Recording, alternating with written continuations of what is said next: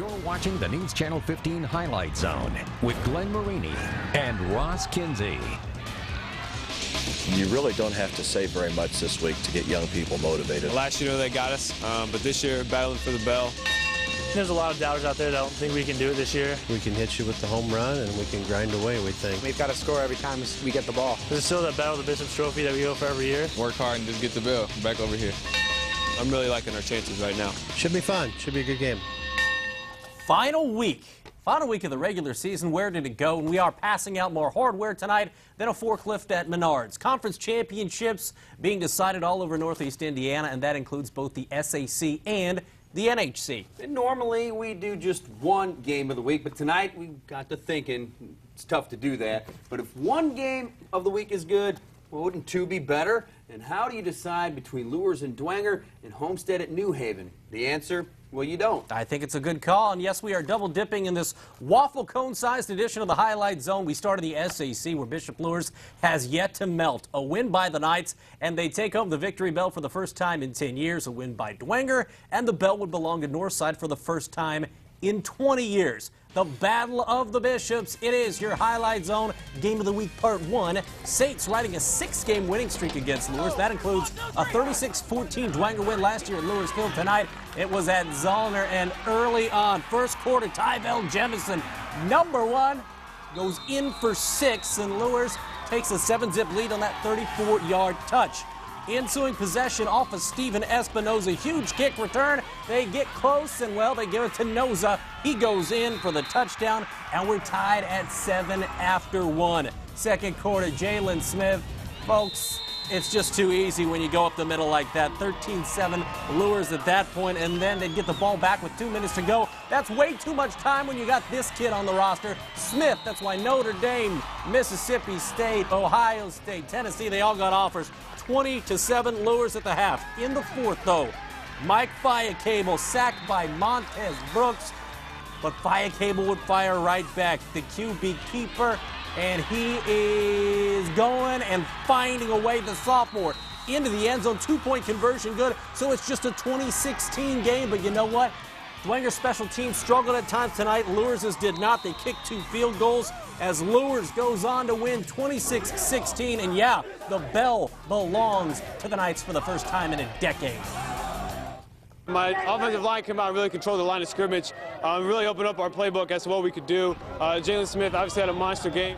We played 48 minutes of Luers football. Dwenger's a great program. Obviously, we knew we were going to come out and have to play 4 quarters to be able to get the bell from them. And we did that, and it feels great. It's a great opportunity just to not being able to get that in about a decade. It just feels so good to be able to accomplish that. So I'm proud of the effort. Coaches, great job. It feels so good when the little guy in the conference wins the title. That's awesome. That's right. It's a two-way school. Luers hosts Elwood next week in sectional play. Good luck, Elwood. Dwenger travels to Columbia City. That's right. Well, it's now time for Highlight Zone Game of the Week Part 2. The digits, well, of importance, really the number 5 and the number 1. Homestead, they clinched a share of its 5th straight NHC title last week. A win tonight gives the Spartans the outright title. Meanwhile, New Haven, a win by them would split the title, earning the Bulldogs a share of their first NHC championship. It's the Highlight Zone Game of the Week Part 2. Let's go out to New Haven. The Bulldogs 7-1 overall, 5-1 in the conference. Spartans undefeated at 8-0, 6-0 in NHC play. Pick it up in the second. Homestead up 3-0 at Zach Terrell to Frank Martin. That gets it close down by the 5-yard line. Terrell would punch it in as the Spartans take a 10-zip lead. And Terrell not only doing it with his arm tonight, but also with his legs. Look at the extra speed around the corner. 16-yard touchdown. Spartans up 17-zip, but a silly personal foul play keeps this drive alive for New Haven, and Tavon Hurst makes some pay. That's a 47-yard touchdown. He only had 98 on the night.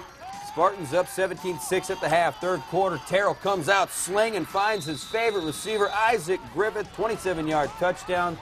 Full moon was out, and it would not bring the craziness. It would only bring the Homestead defense just suffocating where the Spartans tonight. Martin would end up sealing the deal, gets the short touchdown in the third quarter. Then he busts a 43-yard touchdown in the fourth quarter as Homestead rolls to 9-0 on the season, 45-13 the final. High school's always been known for their triple option. You know, tonight it just opened up. Our offensive linemen did a great job all night long, and they really just didn't have an answer for our option game. And you know, we just kept pounding the ball, and I was just really proud of the way we played. It's a good way to come out. We, finished 9-0 in this conference, and it's a great accomplishment for this group. And the seniors have led and done a great job. So I'm very pleased for this group. Homestead will host Huntington North next week in sectionals. New Haven hosts Logansport. The Homestead defense, very underrated. Everyone talks about their staying with the NHC. A victory by Carroll would give the Chargers 6 wins for the first time since '04. Carroll at DeKalb, and first possession for the Barons. That's not good. Carroll's Matthew Hillman makes it look good for Carroll, and that would give them great field position. They take advantage. Grant Wilson to John Hester, the man with the great bloodlines, makes it 6-zip after the blocked PAT. Carroll's Jimmy Crumley here late in the first, trying to make it a 13-zip game, but right in the end zone, he fumbles. DeKalb's big guy, Chase Snider, all 6'5", 340 of him, recovers, but not enough highlights for DeKalb tonight as Carroll gets the win 18-13. Columbia City coming off a big win against Carroll. The Eagles trying to carry over that momentum against Norwell. We picked this one up late in the third quarter, and it's kind of like the Connor Slavich party here. Hands off to Cody Tonkel. Picks up the nice first down. Now in the fourth quarter, Slavich.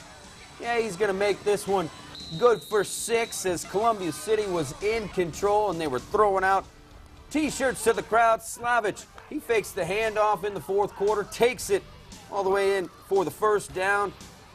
Slavich, he hands this one off to Cody Wildman this time. He takes it to pay dirt. Columbia City wins this one big, 37-7 the final. Good to see Wildman back from that broken ankle he suffered early in the season. Hey, yeah, they're still pumped up in Kendallville from coach speak last week with East Noble's Chris DePue. Knights closing out the regular season with Belmont. It's Nick Weimer to Caleb Jackson. That's a 23-yard pickup. And then, well, how about Mr. Weimer taking it in from just a few yards out. 7-zip East Noble at that point. Belmont counters with Jacob Bergman going top shelf to Lance Schifferly. It's been a good combo this year. Ties it at 7, but East Noble goes on to win it 28-14 over the Braves. Let's go back to the SAC. Snider coming off an emotional overtime win against Dwenger. The Panthers hosting winless Wayne.